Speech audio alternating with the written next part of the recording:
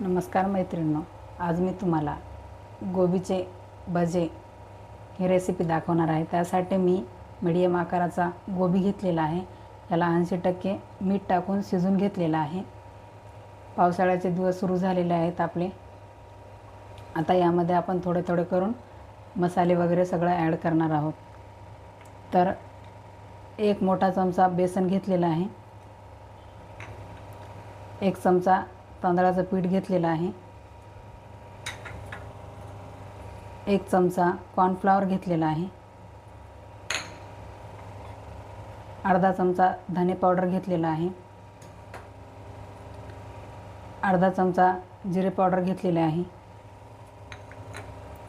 थोडंसं लाल तिखट घालणार आहे मी। लाल तिखट तुम्ही कमी जास्त करू शकता। हे अर्धा चमचा घातलेला आहे मी। त्यानंतर चिली फ्लेक्स, मिक्स ऑरिगॅनो घालायचा आहे।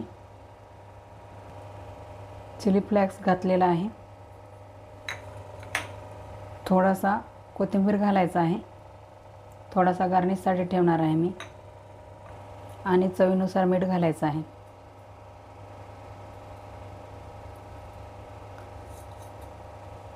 यामध्ये थोडंसं पाणी टाकून आपण मिक्स करून घ्यायचं आहे। बघा, असं तयार करून घ्यायचं। आता आपण याला तळून घेणार आहोत। बघा, गॅसवर मी कढई ठेवलेली आहे। कढईमध्ये तेल घातलेलं आहे। तेल छान गरम होऊ द्यायचं। त्यामध्ये आपण थोडे थोडे भजे ॲड करणार आहोत गोबीचे। गोबी आपली गोल्डन ब्राऊन झाली की आपण काढून घेणार आहोत। गोबीचे भजे फार छान लागतात। तुम्ही घरी एकदा नक्की ट्राय करा। मोठ्यांना लहान्यांना सगळ्यांना आवडणारे असे हे भजे आहेत। मसाले तिखट कमी जास्त तुम्ही करू शकता। बघा, आता मी काढून घेणार आहे।